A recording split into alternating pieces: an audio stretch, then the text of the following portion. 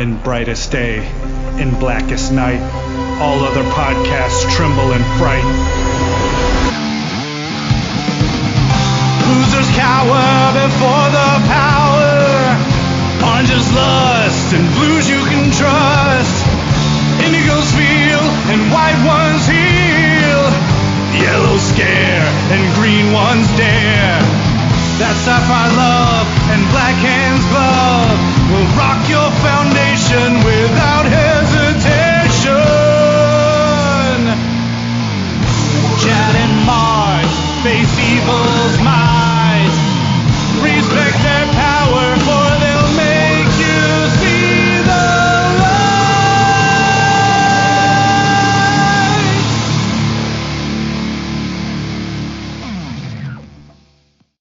Hi, everybody. I'm Chad Bokelman. I'm Mark Marble. And I'm Dan Kurtzky. And this is the LanternCast. Episode 492. Woohoo! A Dark Crisis middle issue. I'm sure there'll be so much information revealed in this issue. I cannot wait to get to it. Whoa there, Chad. Calm down. We don't need, if you lead with that much energy, you're not going to have anything left to get to the end of the podcast. Just settle down. Jeez, how do you wrangle him in every week, Mark? Oh my God, he's like a 5-year-old. You know, for an issue which has half a page of action, at least as far as the information they give us, this issue really isn't that horrible. but let's let Dan wrap it up first, and then we'll discuss. We just started and we're like, all right, let's wrap this up.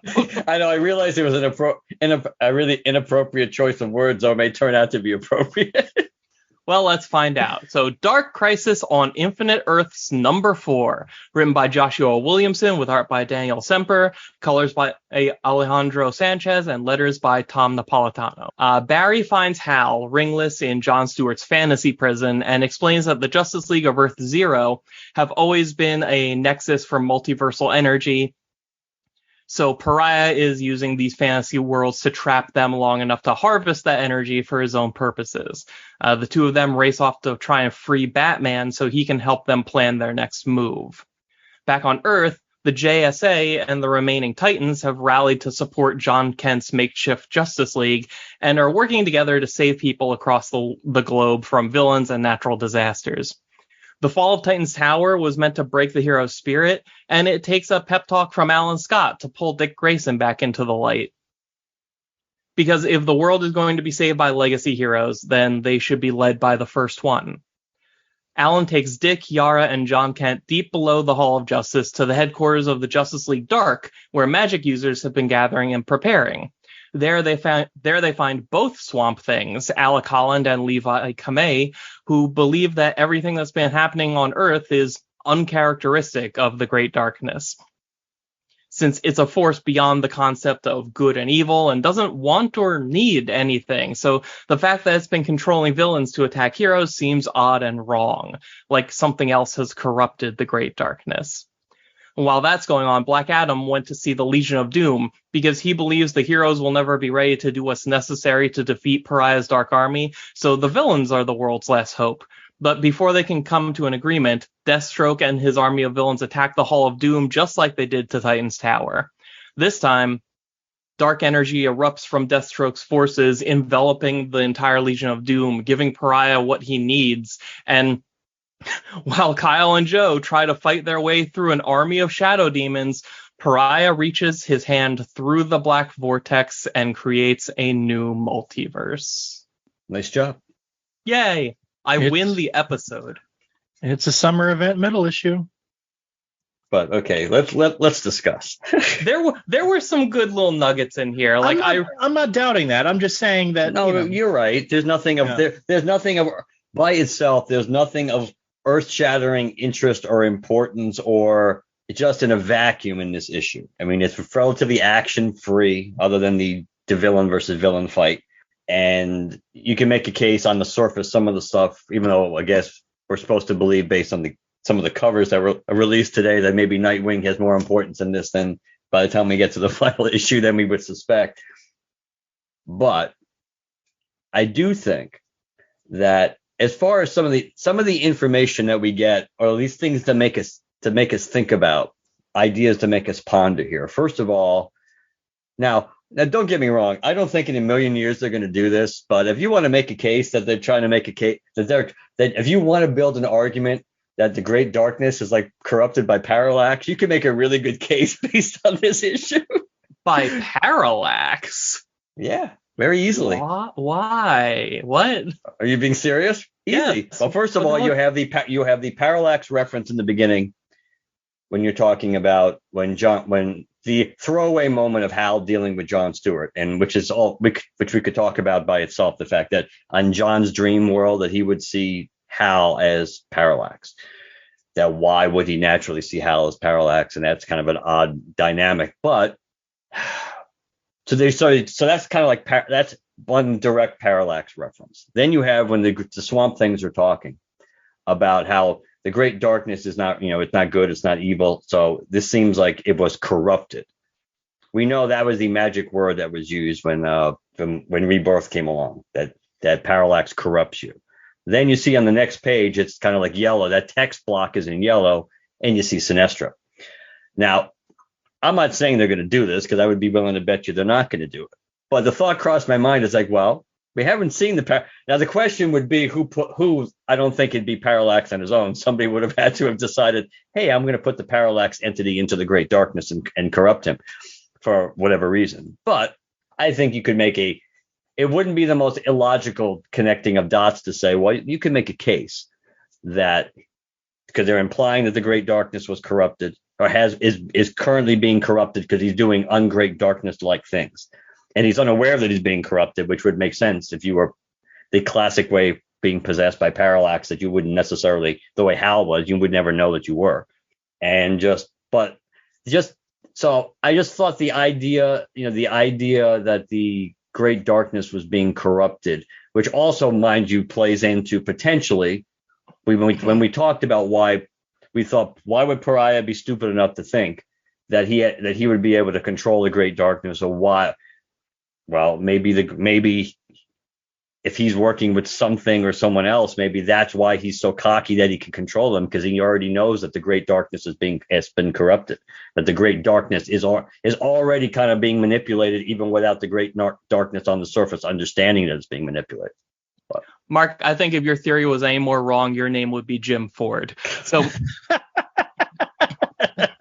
at this point, like, I'm trying to decide, like, okay, how is it that the series has a secret, true big bad that's holding back? Or do we already know basically everything and the heroes on Earth are just trying to catch up to the reader? Like, because like when the way the Swamp Things talk about the Great Darkness and how like this doesn't actually make sense when you consider the history of the Great Darkness, are we supposed to infer from that Pariah and his ambitions, like the Great Darkness reached out and touched Pariah to get him to manipulate things in a direction, but Pariah's ambitions kind of fought back, and he is the corrupting agent steering the Great Darkness? Or is there a third party influencing the Great Darkness and through it using Pariah for a goal that Pariah is ignorant of? Like, I don't think it has anything to do with Parallax. I think that first page thing was just like a little funny reference. Part of me wonders if it's, and I almost hate bringing it up because I don't know if this is just me with the Green Lantern bias. Part of me wonders if this is going to be secretly a Necron thing, just because like everything that we talk about with the Great Darkness is kind of also how Necron was described in Blackest Night. And you had the Lanterns get to Pariah's house by entering the Black Central Battery. Like, is that just like a throwaway thing that they could do for the hell of it, or does it mean something? I don't know. Yeah, I don't think we're supposed to know, but I think the fact that they raise enough questions in this issue, that's what's the most intriguing thing about this at all. as it plays out, and you understand, and even the little soliloquy that Pariah gives before the multiverse, the new multiverse is created. It's just it's interesting by itself, but then you put all these little tidbits we get in this issue, and it's enough to raise the basic question: has Pariah himself corrupted the Great Darkness? Is Pariah working with something else that has corrupted the Great Darkness? Is something is something going on that Pariah is completely unaware of? That again, he thinks he's the one in charge, and the Great Darkness thinks it's in control, and there's something else manipulating both of them. And there's enough possibilities you can make a case that, because we don't have enough pieces to connect, to put the puzzle together.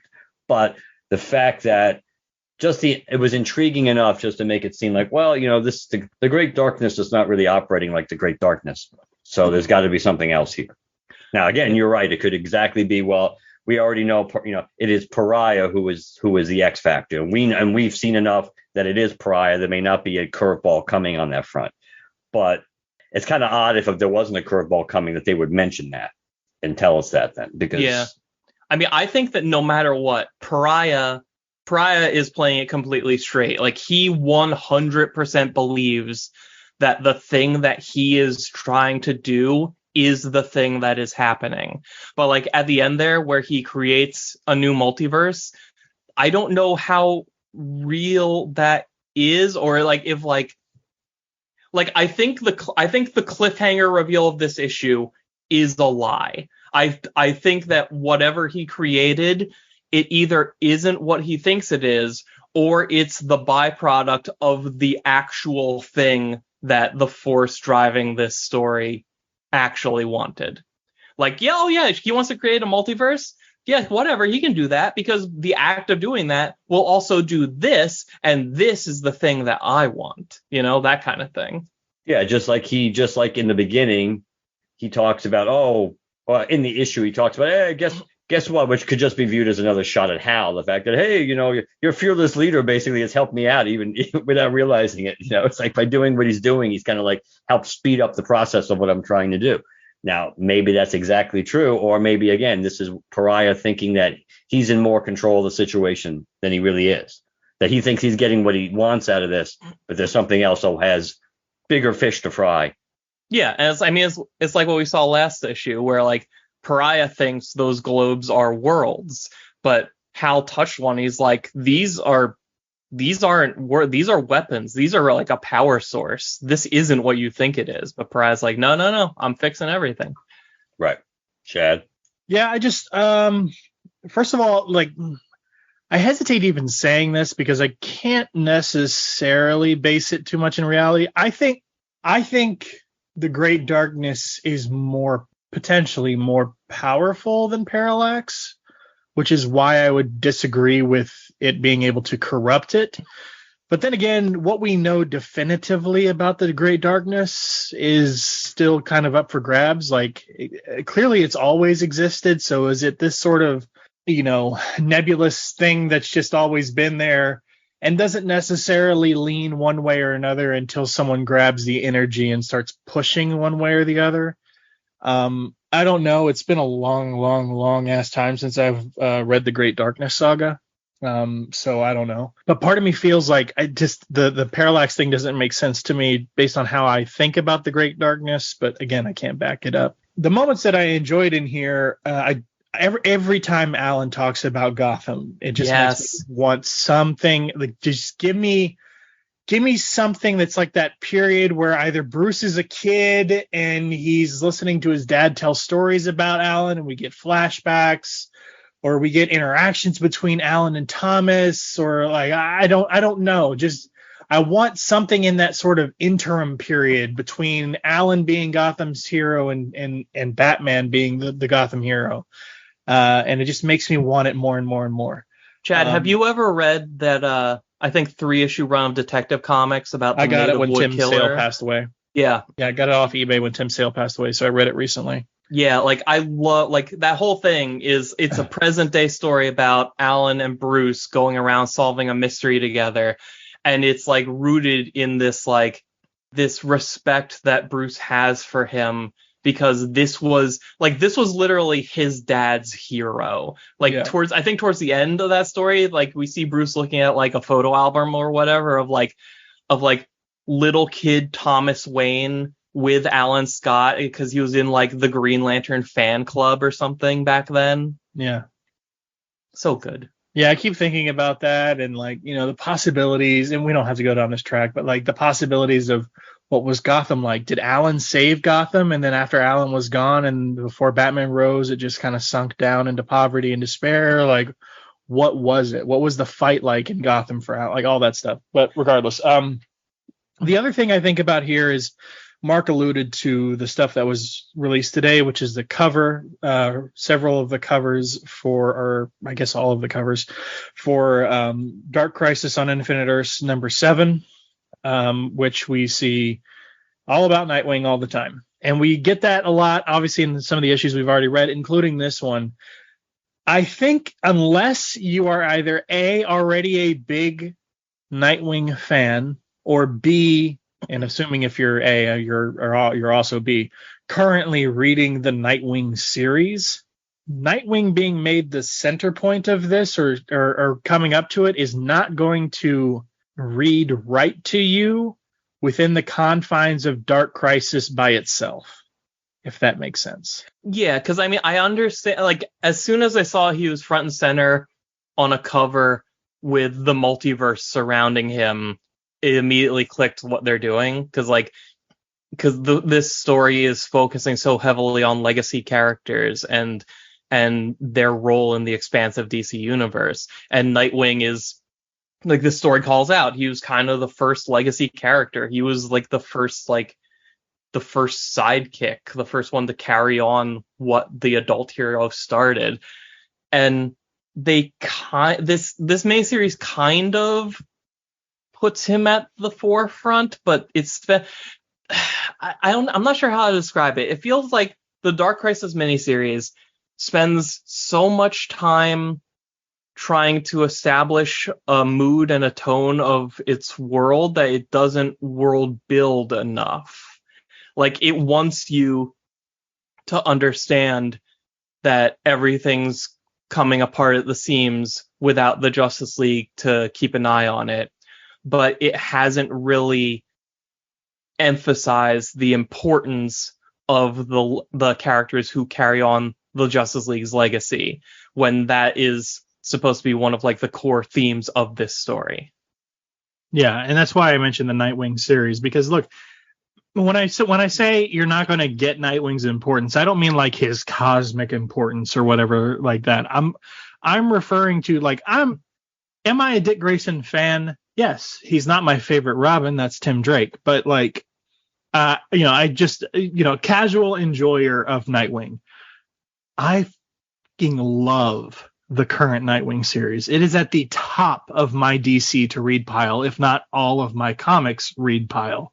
Every time I get it, and every time I get it, I get the Jamal Campbell cardstock variants, because freaking Jamal Campbell kills it every freaking time. But with that Nightwing series, I am so over the moon about that series that it really lends to the importance of Nightwing in the DCU, the ties that he has to the other heroes, the way he makes other heroes feel, the way other heroes interact with him, or even villains or whoever, the way people think about Nightwing in the DCU, the way he thinks about himself, who he's coming to be with this fortune that Alfred left him and all this stuff, what he's doing in Bloodhaven, like, everything that's happening in that series lends to how great of a person Dick Grayson is.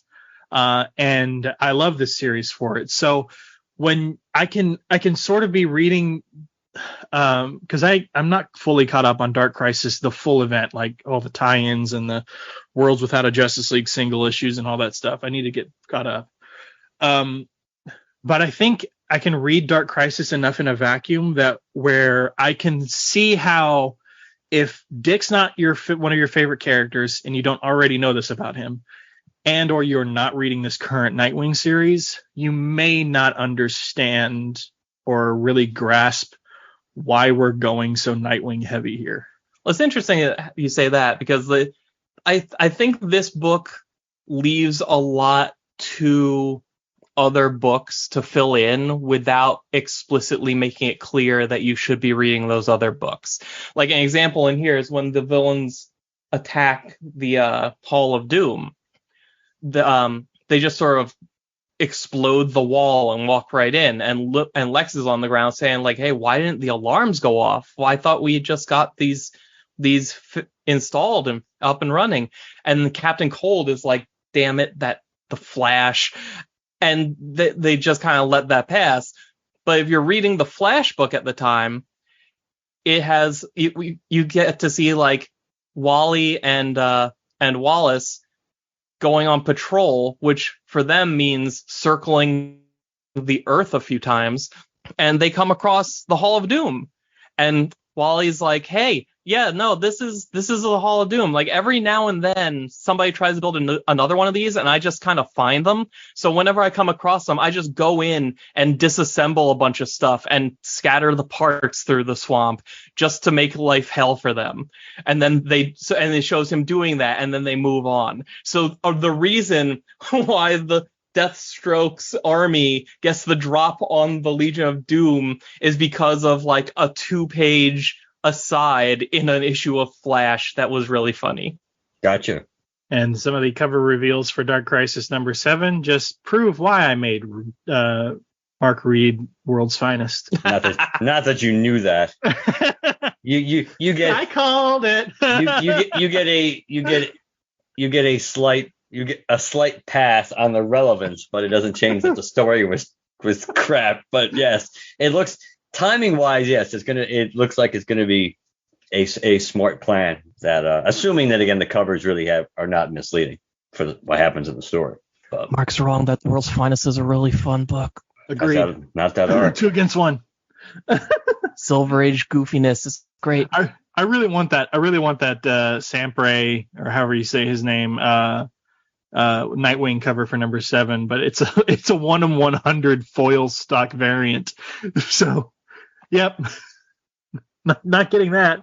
But back to the issue at hand. I enjoyed it, but like I said at the very beginning, it's very much to me, middle issue summer event. We get some information, some action, but it's just a staging ground issue, to be honest. Yeah, it is. It's still very firmly in the we're waiting for the other shoe to drop kind of mode. And yeah, I don't know. I'm not sure what I should believe about the story, but not in an interesting way. More in a okay, is next issue going to be where we just lay it all out and get to the good stuff, or are we going to keep, I guess, spinning our wheels, but like, we're spinning our wheels, but we're getting a lot of like fun moments. Like I love at the beginning of this how Barry comments that about how like he always carries Hal. Like Hal doesn't have his ring. He's like, oh, I guess you have to carry me to where we're going. And Barry says something like, I mean, one way or the other, I'm always sort of carrying you, right? I love that. I love like, let's like have these old friends like jab at each other, no matter how serious the situation gets. For sure. I enjoyed it. The art still is, I think, pretty damn good. I do like Lex's little sort of monologue to Deathstroke there about you're just a hired gun. I've never really personally been drawn to Deathstroke as a character or a villain or anything. Yeah. Probably the only time I've liked him the most is probably in Arrow. But I would go with the Teen Titans cartoon, but that might be due to, I think Ron Perlman voiced him, so that probably went a long way. Oh, cool. It strikes me that the smartest person in this story so far is Gorilla Grodd, because he's just like, they're trying to figure out, okay, who do we fight and when do we fight them? And Grodd's just like we do nothing. They're going to kill each other, and whoever's left standing is going to be all tired and weak, and then we kill them, and then we win. And yeah, they probably should have just done that. But then their party got interrupted, so that option went out the window. Yeah. let's see. I have a couple more things. Like as they're going down into the basement, Alan references the Starheart is feeling kind of off, just like Jade did during her Infinite Frontier story. That and the whole Justice League Dark thing is probably going to get picked up in October because there's a Dark Crisis one shot called the Deadly Green, and the premise of that, I believe, is they're going to use like Alan's connection to the Starheart or whatever to go inside his ring and make contact with the Great Darkness, which it's magic. I don't know how it makes sense, but it sounds fun. And actually, there's another one shot they just announced called Dark Crisis Big Bang #1, which is like it's kind of taking a tour of Pariah's new multiverse, and it specifically calls out realities based on some of their like their recent Elseworld-esque miniseries. It's like Jurassic League, DC Mech, and Dark Knights of Steel, even Batman '89. So like we're getting the Michael Keaton movies in the DC continuity, at least for a little while during this event. So that means we have to read Jurassic League, right? Have to, yes. I haven't read Jurassic League or DC Mech yet, but I really want to because those seem like they're so much fun. I read the first issue. But Mark hates fun though, so maybe he won't like it. He hates cake and puppies. We covered this. I just hate Chad's choices lately. That's all. God, during the one panel where the two or three panels where we see Kyle and Joe fighting shadow demons, like Kyle is punching these shadows, basically saying, "Man, Pariah, when Hal gets back here, he's gonna kick your ass." And I'm sitting there reading it, thinking, "No, Kyle, you do it. You're there. Just do it and call the damn Corps." Well, they can't because they got sucked into the power battery. They're right outside. God damn it. Oh, God. Send a text. Send a text.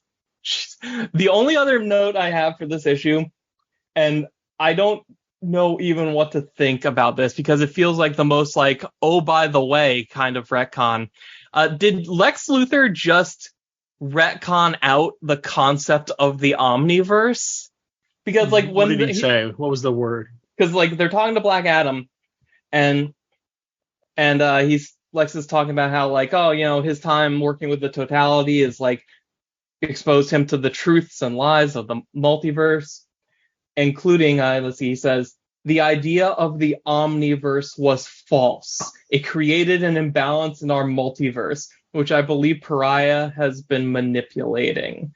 Like on some level, it's like the same conversation we had about the number of Green Lanterns in the Corps. Like whether you have 7,200 of them or 200 of them, it kind of doesn't matter because you're never going to see that many on a page. So whatever, it's functionally the same. Like I don't know why you would expand out to an infinite omniverse made of multiple multiverses only to contract it to an also infinite multiverse. Like it's all just stories about random new worlds, so why not leave it the bigger one? Like that doesn't make any sense to me. And I don't understand how the stories told in the Justice Doom War and Death Metal can even work as stories without the Omniverse being real. Yeah, I don't know. Good to know Infinite Frontier is going to mean so much. It's Joshua Williamson, so he's going to make his own stuff mean a lot. Well, we know Infinite Frontier as a thing pretty much ends when this ends.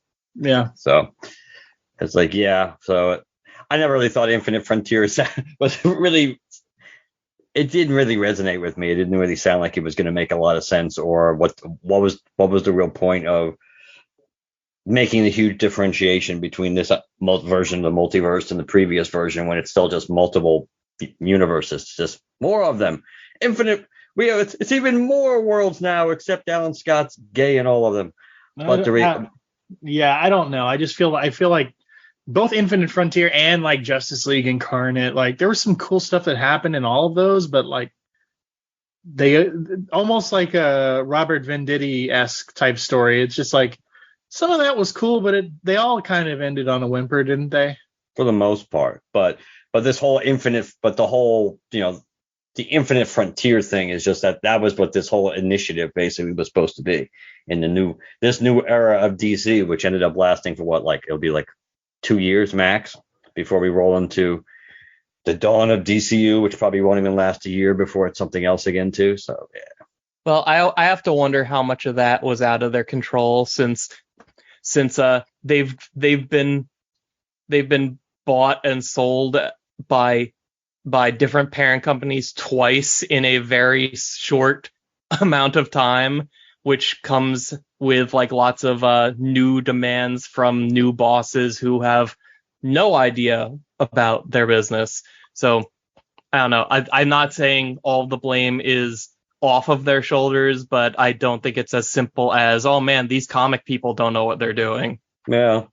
There's a pretty good track record that they don't know what they're doing on their own, considering they haven't been doing a good job for a long time overall. But but all kidding aside, I do get what you're saying. There could have been more of a direct edict that hey, kind of, which would be interesting if there. I guess we'll know if that's the case. If it really is, where it's like, hey, this all this 5G moving us away from all the heroes, all the silver in modern age heroes. It's like, let's move them away and bring all the next gen heroes on the board. Just and now we're going to go back and focus in on the classic heroes again. Then, yeah, probably you would say that the odds are very strong that would be from higher up saying, hey, well, we don't like where you're going, and the sales don't indicate people like where you're going, so stop it. Case in point, how do you end up with Batman books making up more than 50% of your entire publishing catalog? It makes sense as a move suggested by some executive who doesn't understand anything about comics or publishing in general, but knows that Batman is the biggest thing in the world. And hey, we own Batman. Do more of it. Do way more of it. That'll sell. If it sells a little, it'll sell forever a lot. Like in those exact words. I don't know. I don't know if I would. I see where you're going with it. I would tend to think that's more. I would be more willing to believe that. I'm hesitant because the point you're making is valid. If you had no idea about anything other than, hey, Batman sells, it's Batman. But then again, a lot of the Batman stuff they're doing now isn't all of it isn't selling particularly well either, or the Superman stuff. So it has to do with the direction of the books. Yeah, but like that's something that if you make or read comics. But if you're just somebody new who's come in to head a parent company of a company that makes this stuff, then all you care about is taking big swings to make yourself look good. Because if it works out and it was your idea, then that's all on you. I mean, I do get where you're coming from, and I think there could be some of that. But I think if you just, as Chad has talked about multiple times over the years, that this is kind of what DC has been doing all along. It's like they can it just seems like from an editorial perspective, they can never publish enough Batman books, period. So I don't necessarily think that this alone proves that the corporate overlord said, hey, we don't, again, the suits who don't know what they're doing, and that's the reason why they're like, hey, let's make more and more. It could have some influence. It could be saying, hey, if we're going to publish a certain number of books, we know these books are more likely to sell than these books. So yeah, absolutely, there could be some influence on that. But I think we've been trending in this direction for a long time. It's like to publish. It's like it still exists to a certain extent, but in its heyday, it's like could Marvel publish any more X-Men books? It's like, let's just do it. I mean, because it's like when something's hot, they'll milk it to death. So. And speaking of off-kilter business decisions and milking something to death, hooray! You're part of the problem now. So when last we reconvened, too, that we were talking about the Funko Pop digital NFT drop, which was impending, which had a few ones that we were interested in. First and foremost, of course, was Parallax, the Hal Jordan Parallax Pop, which was perfect. In theory, we haven't, until you see one in front of you, it's like prototype, and it comes out this horrible looking thing. So that dropped about a little over a week ago now. This experience was a little different than the one that happened it was April, right, Dan? That was the first one? Oh, I don't remember. Probably it was a few months back. Only because I think you were the one that said the date last time. That's the only reason I prefaced you, because I thought you were the one who pointed out that it was April last time. Probably. But either way, I don't know, somewhere like around 20 minutes before this thing was supposed to go on sale, I brought up the website. And I don't remember this happening the first time back in the spring. Maybe it did and I got in too late, or maybe, again, they streamlined the system a little bit.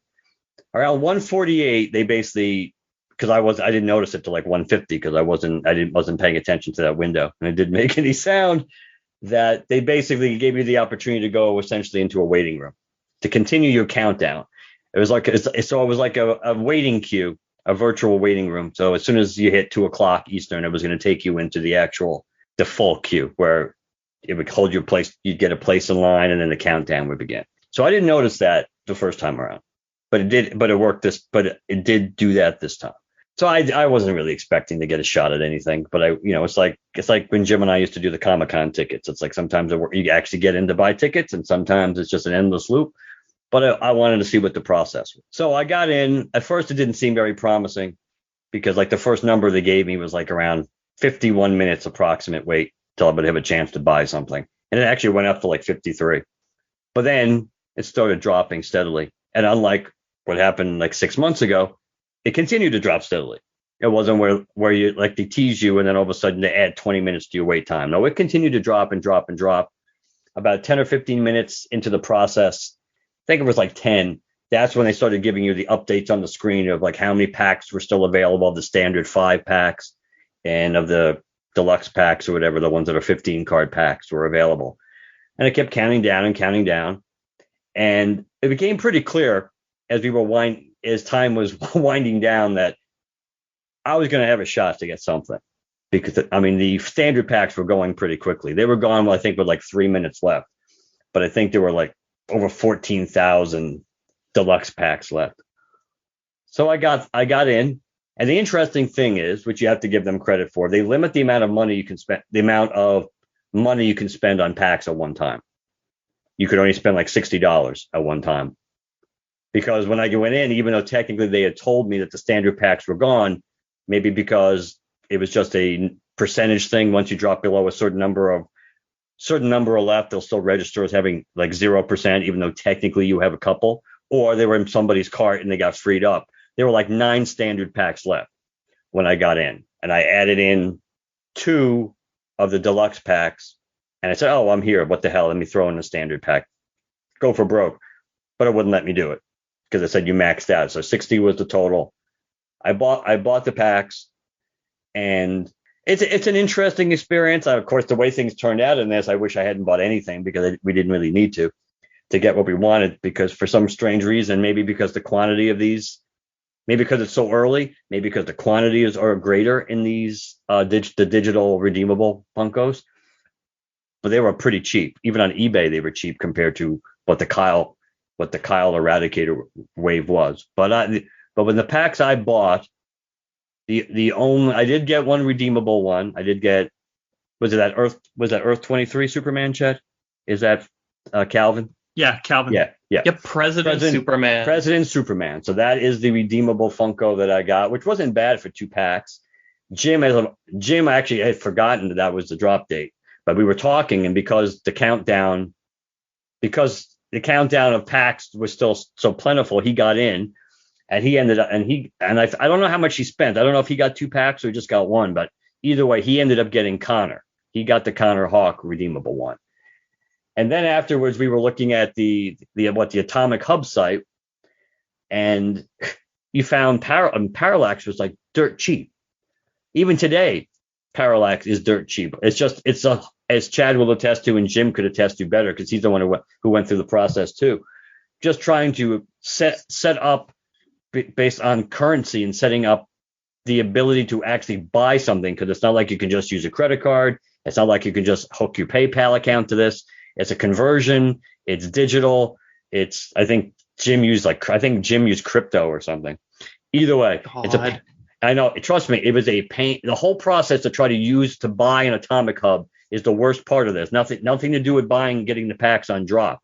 Yeah. But, so basically, in order to even house the NFTs, you have to have a drop account. Those are free, and it's drop with 3 Ps.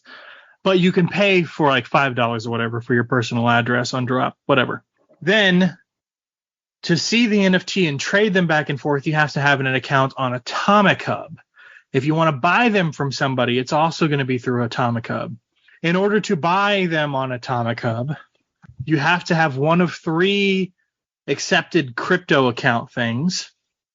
Once you set that up, the one I chose was like, if you want to fund your wallet, you have to have a Coinbase account.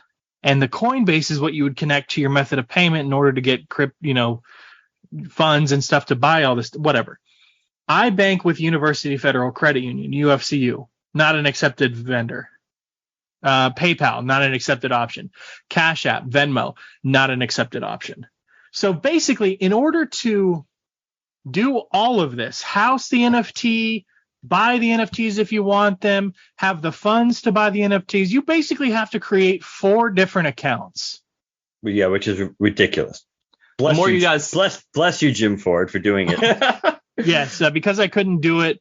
As Mark said, Parallax was going for dirt cheap. Today, I Venmoed Jem some cash. It's like $26 or whatever. I Venmoed him some cash so that he could do it through his account that he already had set up, so that he could buy the NFT, redeemable NFT for me, and transfer it to my drop account. And Jim did the same for me last week. And I just wish I had done this first. But again, you don't know how this thing's going to go, how these things are going to play out. But I got one on eBay before Jim entered into the crypto stage of this. I got one for relatively cheap on eBay, which was, and the description was perfect, because it was just one of those where all you had to do once you purchased it, you just gave the seller your drop ID, and they just did the same thing that Jim did for us. They basically just, as soon as you pay for it, you give them your drop ID, they go in, they transfer you that redeemable card that eventually will be a token that will turn in January. So finding Parallax is available and for a good price wasn't the issue. The issue is, yes, is trying to pay through Atomic Hub is just a joke. But it is interesting that I find it interesting that so many of these are cheaper than, even on eBay when you look, they're so much cheaper than when Kyle and the Eradicator was. And I don't know if that's entirely because the production run was higher on these, or just because, again, people were less willing to go through, and maybe they got burned the first time. It's because they're NFTs. Because I can all but guarantee that once these physical pops start shipping and are in people's hands, that's when you'll see the price get jacked up on eBay. Well, right, but we've seen, but even before that, we saw what the prices were. Yeah. For Kyle and for the Eradicator. So the point is, even now, yeah, you might find one of these things listed for a ridiculously high price on eBay, but like the night that these things dropped, it's like you could have gotten the Parallax for like $80-something on eBay, or a Connor for $80-something. True. But what I think it's a combination of more available, and the novelty's worn off. That's what I mean. That's where I was going. That it's hard to judge how much of this is because the NFT is wearing off, and because people got burned the first time, and when the first wave of these came out, and the combining of the fact that, yes, other than like Azrael Batman, that the majority of these had 4250, 4,250 run on most of these. I think so. That was much better than the Kyle and the Eradicator run. So that is what. But the good news is, yeah. So if you would like one of these, that you can definitely find one.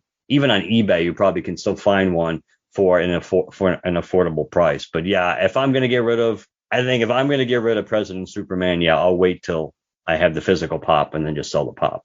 Dan likes President Superman. He is very good.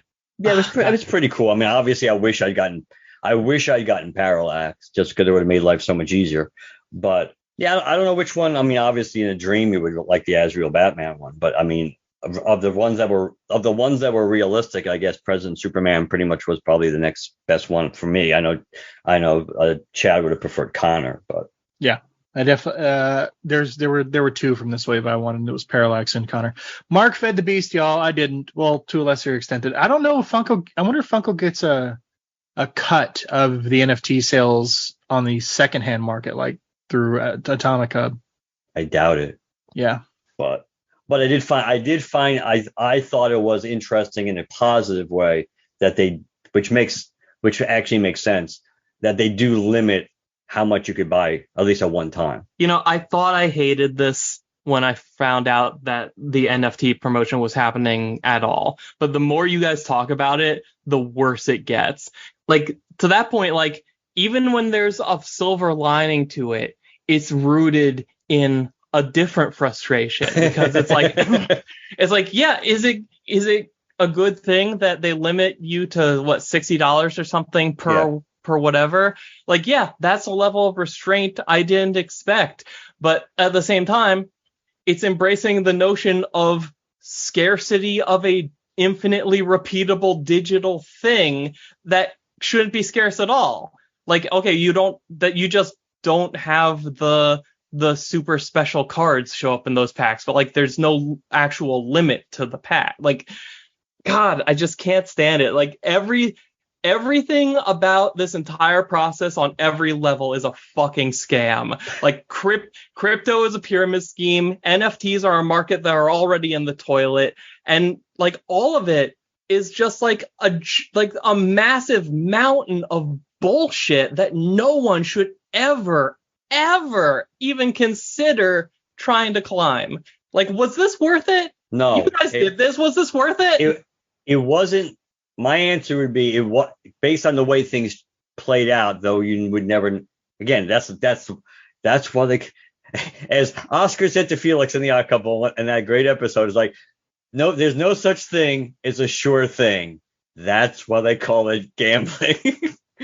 That because if you had to gamble, you didn't know. If knowing what you know now, would I have bothered to even buy any of the packs, knowing that literally for what I spent on getting those two packs, I could have gotten two Parallaxes just on basically the secondhand market through Atomic Hub?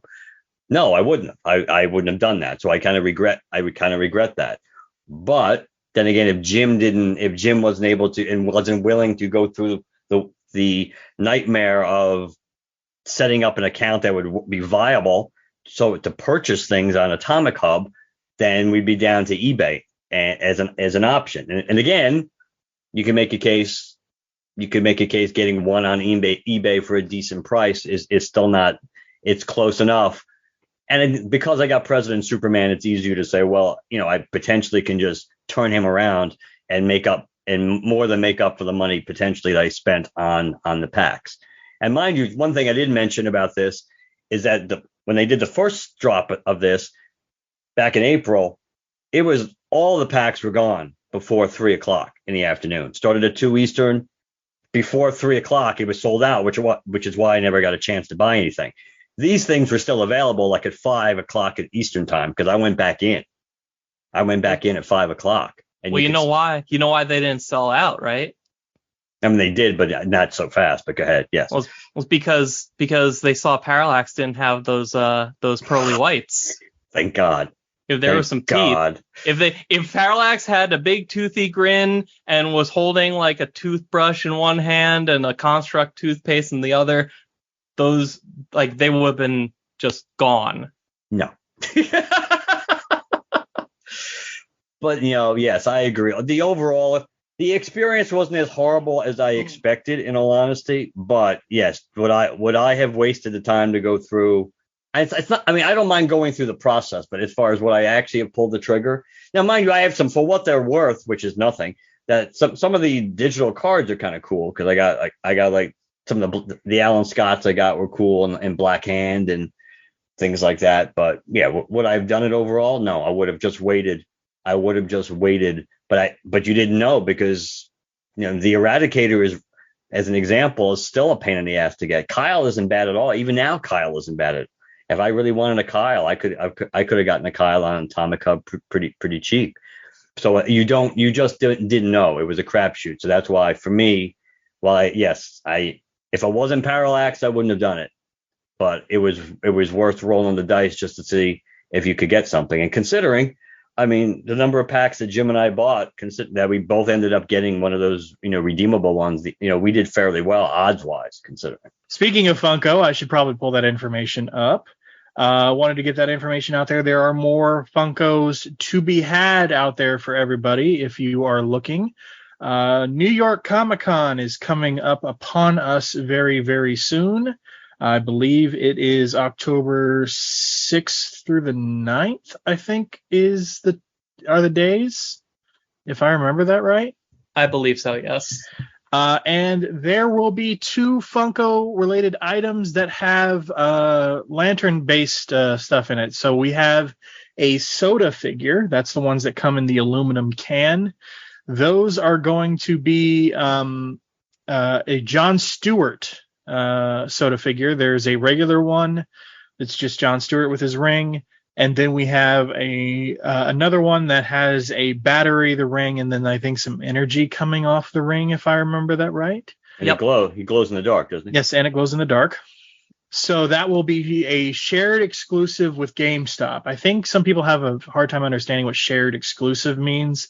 At least they do over on Twitter, because I always get this question every time this happens. There will be Jon Stewart's at New York Comic Con, but you can also get them through GameStop while New York Comic Con is ongoing. The only difference in the items being the sticker that's on them. They're both in New York Comic Con exclusives, but some will say con exclusive and some will say shared exclusive or whatever. Don't buy into the hype, guys. The sticker doesn't mean shit. Just to clarify, so the only time that, say, the Jon Stewart will be available at GameStop will be during the weekend of New York Comic Con. No. Well, That's when it'll be put in stock. However many are there, it'll remain there until it sells out. Yeah. Okay. All right. There will be a Star Sapphire Carol Ferris Funko Pop. This is the regular Funko Pops that are in a box. That is a shared exclusive with Entertainment Earth. Entertainment Earth is a website, guys, so you'll have to be on their website and pre-order that when it comes live on their website. I think the Carol Ferris one looks awesome. It looks like her costume as it was during the New Guardians run with the black in it. And it's got like a energy trail kind of giving her a flight path. It does, and I think it's pretty friggin' cool looking. So personally, I'm going to get both. I cannot speculate about limits. I'm fairly certain GameStop puts limits on things because any drop, they do that. So, for instance, GameStop will sometimes get like Pokemon cards and things like that, like the new sets. If you wait outside and try and get some of those, they're not going to let you just buy a whole bunch of them. They limit everything, but who knows what the limit will be. So anticipate that. Will it be on GameStop? Probably one or two though. Yeah. Based on looking at the way sodas usually are limited, where you buy them, period, it's probably going to be 1 or 2 max. It'll most likely be on GameStop's website. Don't know for sure, but most likely. So you can also go there instead of having to wait outside your local GameStop. The only problem I would say there is be wary of GameStop shipping, but these are soda figures in aluminum cans, not the Funko Pops in the cardboard boxes. So I think you're relatively safe and don't have to worry about shipping from GameStop on this one. The soda figures of Green Lantern characters, I mean, this is only the second one they've done, but they look really good. Like, I really hope they keep that line going. This is the third one. Oh, there's I know there was Hal. Larfleeze. Oh, they did Larfleeze. Yeah, that's they right. did Larfleeze. I forgot. But you are correct. They are very good, and I do like the fact, even though I can't complain about the Hal variant, not just because I have it, but because it looks good. But it is interesting that now with Larfleeze and Jon Stewart, it is the Chase figure is a different figure as opposed to the Hal, which was just repainted. Mm-hmm. Like the Vision, the Vision sodas pre-ordered. So you can have white Vision as the Chase or the normal Vision, but the figure is the same. It's just the paint job is different. At least with Jon Stewart and Larfleeze, the Chases both come with the batteries, and they both glow in the dark. So that's but they do look cool. I think I'm starting to appreciate those figures more. Yeah, it's like the art style of these figures like fits these characters really well. Yeah, the only other Soda figure I own is actually a Underdog one. Oh, that's right. I have the Underdog Funko Pop too, but and it's of course anything that's a regular Funko Pop, because of the big ass head, doesn't look like it stepped out of whatever it's adapted from. Yeah. But the Soda figure looks exactly like you ripped Underdog straight out of the animation. Yeah. So unfortunately, I never got its Chase, which is Shoe Shine Boy, but maybe someday prices will come down on that. And I pre-ordered the Obi-Wan pop.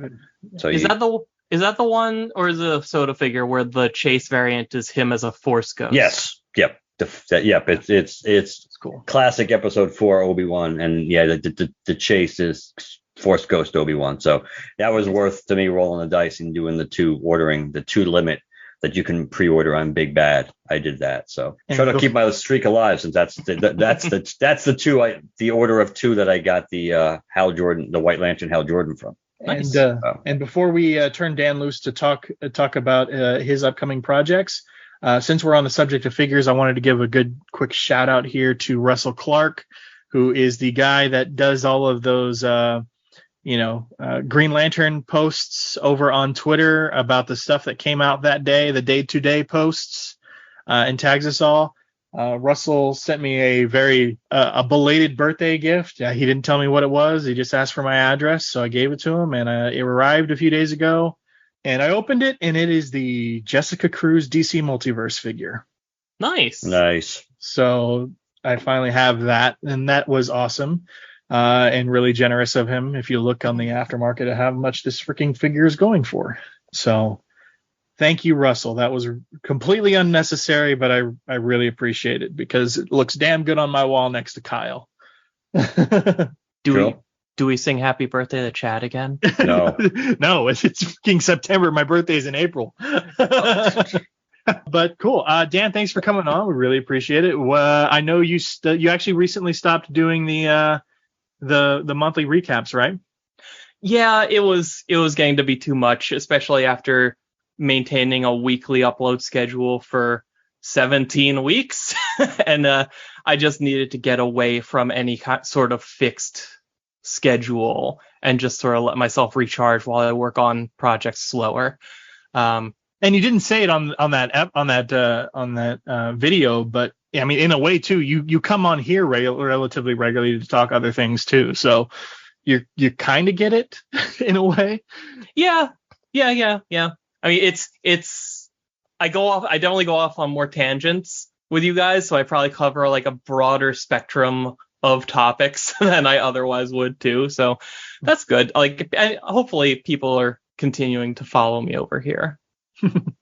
But what's coming up?